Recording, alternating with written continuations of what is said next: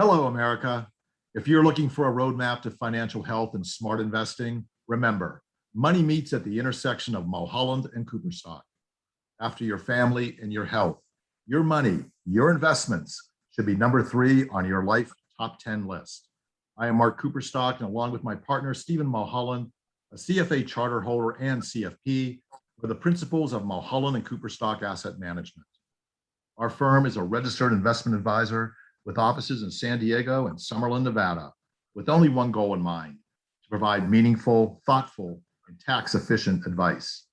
We provide investment and generational wealth management while keeping a sharp eye on the economy and the markets. So come along, join us on this journey as we look to help you navigate the superhighway of financial news and global markets amidst the daily traffic of forecasters, speculators, and prognostications. You have arrived. Remember, money meets at the intersection of Mulholland and Cooperstock. Today, Engineer Griff is not with us. He's in school taking a calculus test. I'd like to welcome my partner, Stephen Mulholland. Stephen, where will we go today? Thanks, Mark. I got to say, your intro in the audio-only podcast is wonderful, but with video, it's a whole nother level. Have you been to a movie and seen it in 4D? Probably. No, 4D is when you get sprayed with water and the seats move. No, I haven't. Yeah, I feel like TVs just went on in color, or we got 3D glasses. That was a great intro. So thanks, Mark. Okay. What we're going to cover today is something called cash balance plans. And I believe you have our guest, Jeff Zobel. Hi, Jeff. Hi, how are you doing today? And Jeff, where are you zooming in from? I'm zooming in from Denver, Colorado today. Denver, Colorado. I'm not the official room rater, but I think with your background art, you definitely have the coolest background today. Oh, thank you. Michael Jordan thanks you. He's the guy that sold me that. Thanks you. Oh, fantastic. Who's he about to score on there? Kobe Bryant. Ah, So okay. we got the 1 year Kobe versus Michael. Lucky enough to have a little piece of history there. That's fantastic. Mark, we got to up our game on a future podcast, but well done, Jeff. Welcome to the podcast. You are our first video guest. And Mark, I believe you have Jeff's bio with you. Could you give him a proper introduction? Oh, sure. I'll be happy to. Jeff's a graduate of the University of Utah. He started working in the ERISA retirement plan field in 1990. Well, that's a long time ago. He served as a principal at ABG Rocky Mountain, which record keeps and administers company-sponsored retirement plans. He served previously as a CEO from 2013 to 2019, and he's also served on the ABG National Board of Directors from 2012 to 2016. Currently, Jeff oversees the defined benefit and cash balance lines of business at ABG. How's that? Perfect intro. Jeff, to build off of that, this is going to be the first time a lot of our listeners and viewers have heard the term cash balance plan. Please, you're an expert. Define at a high level what a cash balance plan is and why they're awesome. Sure. A cash balance plan is a type of defined benefit plan that allows you the maximum deductible contribution for a business or self-employed individual. And that leads to a great tax savings. Okay, so that's a good intro. And to go to the next level, 2 follow-on questions. Sure. Is the contribution tax deductible for the employer? And for a doctor 45 years old, with the 401k plan, their max is $19,500. If they have a cash balance plan, how much can they put away a year? Well, and that's a good point. I think that most cash balance plans are paired with the 401k plan. And so, we'll talk a little bit more about this, but really these plans are designed to accumulate about $3 million in the cash balance side. And that can be spread out over, say 10 years to accumulate that. So the closer you are to retirement, the more money you're able to put away. The earlier to start, there's a reduction in the amount that you can put in. But at the end of the rainbow, a cash balance plan is designed to accumulate about $3 million at retirement age, compared to a 401k plan that might be putting in $50,000 or $60,000 per year. It allows you to much more rapidly fund your retirement account. Perfect. And do you mind if I pull up the slide from your presentation that shows the contributions by age? Sure, Excellent. sure. So I'm going to do that right here. Okay. So if you want to just go ahead and, so again, if I'm looking at the chart, and tell me if I have it right, Jeff, a doctor or any participant in a cash balance plan, if they're 45, what I see from this table is the maximum they can contribute per year for a cash balance plan is 126,492. Yeah, yeah. And I think from that table, just for those of you guys that are listening, I think the important thing is to say that once you start getting into your late 30s, you're able to do more contributions than you would just in the 401k profit sharing. And so by adding that second plan to something that you're already doing, you can get somewhere between, just looking at that, 60,000 to 290,000, or more, depending upon your specific situation. But that's a much bigger contribution than you might be able to be doing in a, $60,000 401k plan. And So, hold on, so you have this contribution, but let's not forget about the fact that you're not then paying taxes on it. Right? yeah, no, the whole point, and I think it's good to level set. A cash balance plan is truly about tax management. It is taxes, taxes, taxes. So one reason I'm really happy that we're recording this on October 15th is this is tax day. And there's a special kind of pain that comes with paying the government your hard-earned money. And so at its core, a cash balance plan allows you to take current year income, which, taxes are coming up, or rising. You want to be able to defer the taxes now, get a deduction for that on the business level. And then when that money is paid to you in retirement, hopefully you're working at a much lower tax bracket and you're pulling the money out at the tax bracket you are in retirement. So it's a tax savings immediately, say of 35 to 42% of income. So when you start looking at, say, a $300,000 or $200,000 contribution, that could be $60,000, $70,000, $80,000 a year in tax savings. And those get to be meaningful numbers. Have either of you ever met a high earner who said, you know what, I'm thrilled with the amount of taxes I'm paying? I haven't. And this table, Jeff, is great. So let's say you're a 45-year-old working at Google, right? Mhm. The most you can save in your 401k plan is 19,500. Let's say you're a doctor at that has a 401k plan only. Your same maximum could be the 19,500. If you have a good plan with 401k with profit sharing, that can get up to the 50,000 number you mentioned. But the doctor's practice that has a cash balance plan that lets you put the 50,000 and the 127,000 really stands out compared to the other two previous examples. So this starts to become a really powerful recruitment tool, right? Oh, sure.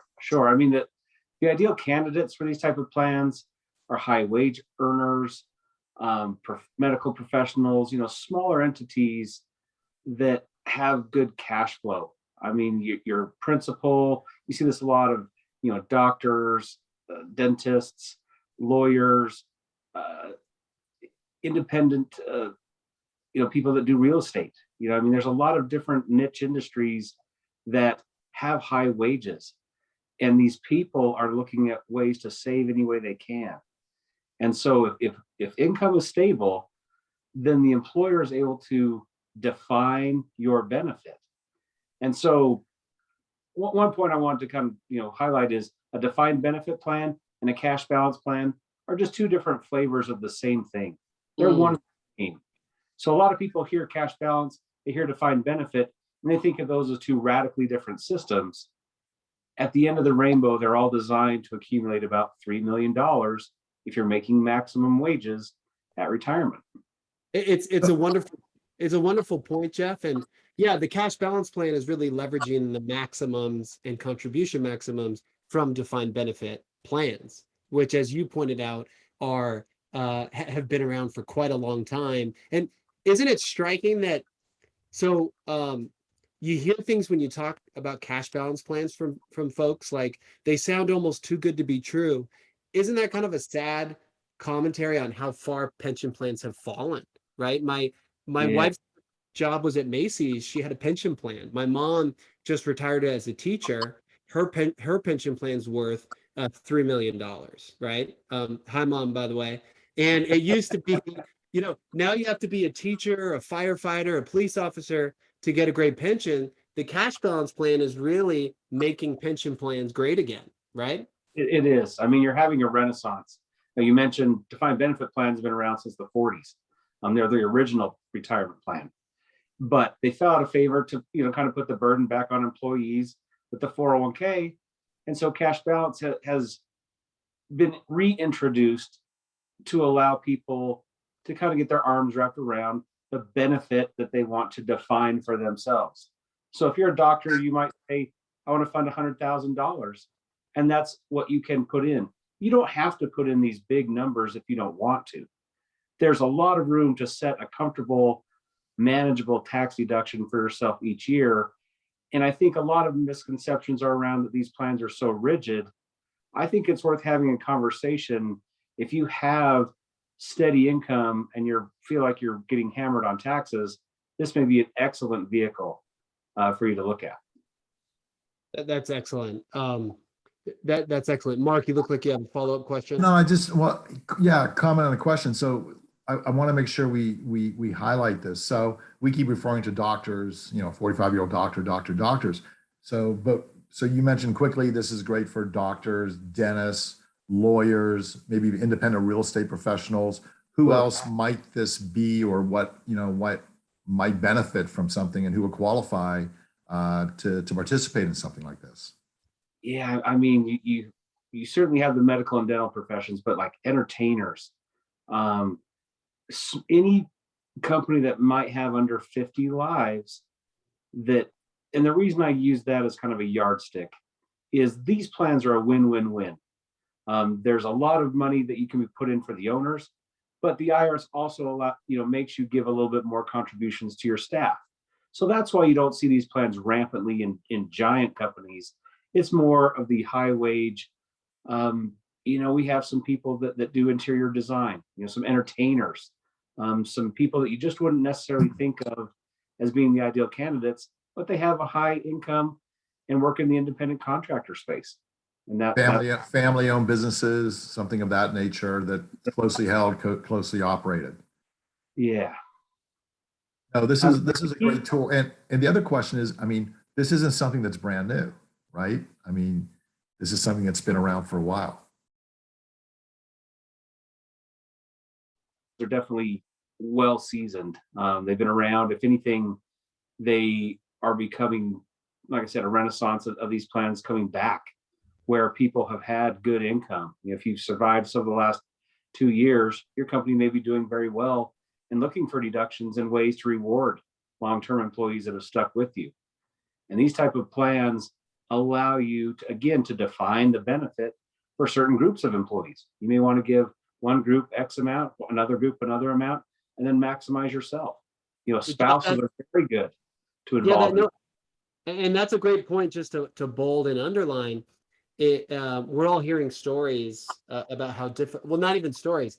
If you go to a restaurant, if you go to a store, you see a help wanted sign, and it from McDonald's and Costco up to the tech companies, it's becoming really difficult to attract great talent. And like you said, this is a mechanism where you can contribute on behalf of your employees. You can create this really nice benefit. So whether it's a recruitment tool to bring an owner on board, or a recruitment tool to give employees benefits on their behalf, it sounds like you mentioned companies that have gone through COVID.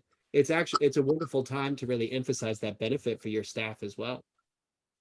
And the employees get it guaranteed. In the fine print of cash balance and defined benefit plans, it's a promise by the employer to make these contributions. Right. So it's not something where the employee even has to put their money in.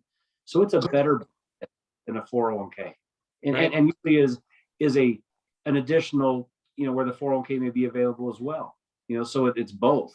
You get the ability to save on the personal level, and the company's able to contribute on your behalf. That's great.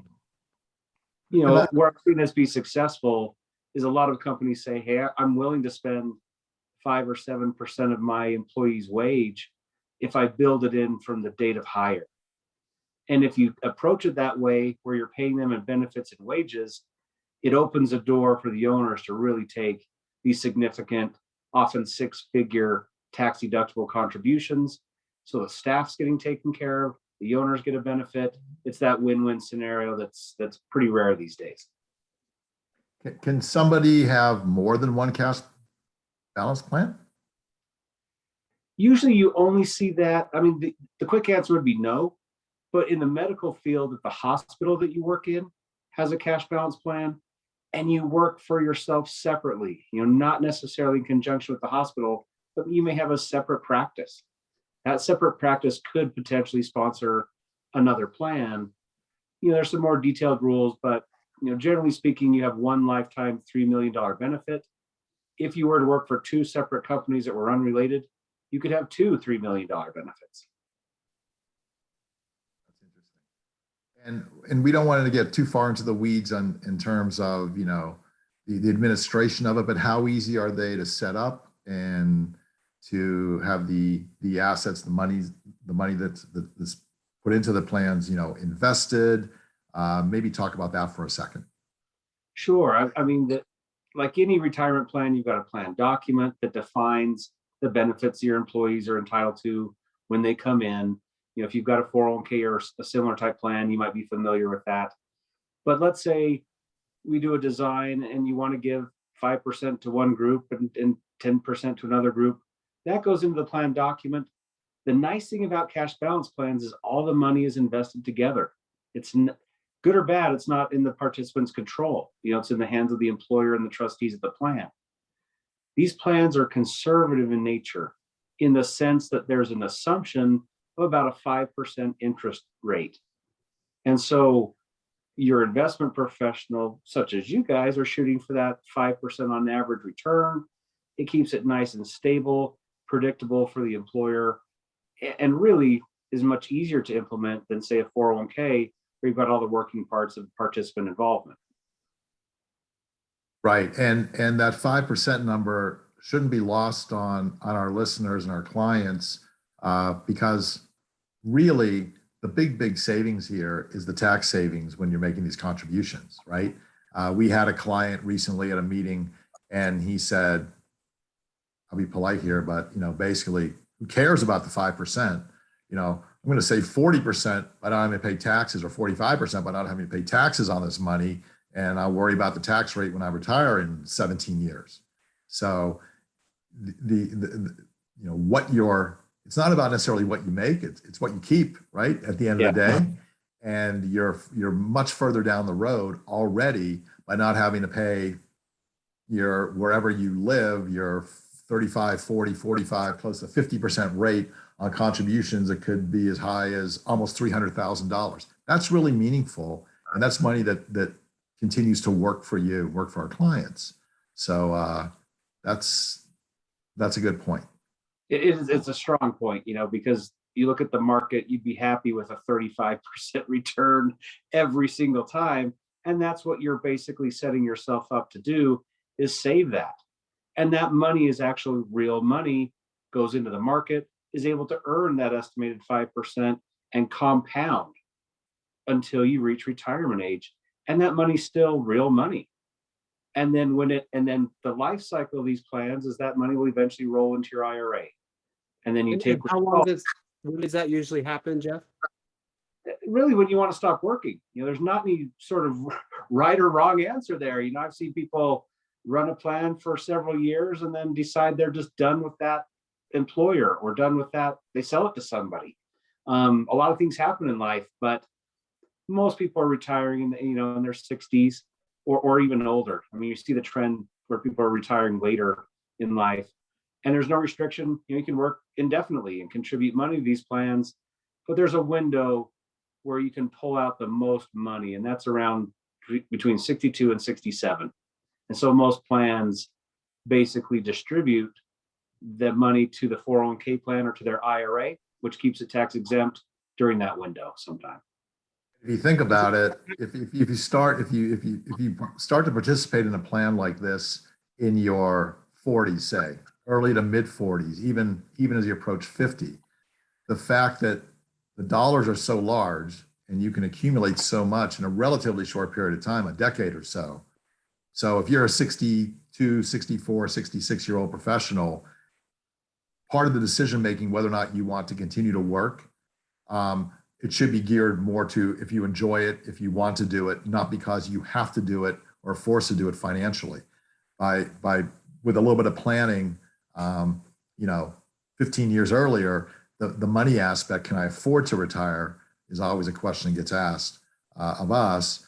That's pretty much taken off the table. So that can really change lives. And what I think a lot of people miss, when they're having these discussions is how do I get to that 3 million? Well, if you start in your 30s and 40s, you don't put away 3 million, you put away, 1.4, 1.5, and then it goes to your IRA, and the IRS is saying that money will appreciate to 3 million by the time you're at retirement age. So there's no reason not to start early, but it's designed to help people who are in their 40s and 50s, 60s, who have never saved or undersaved for their retirement. And some of these contributions can be much larger than even what we saw on the table. It's all situational, but I think it's worth a conversation when you're talking about saving, like you said, 35, 45% on 6 figures and up. I mean, your tax savings could be in the hundreds of thousands of dollars in some cases.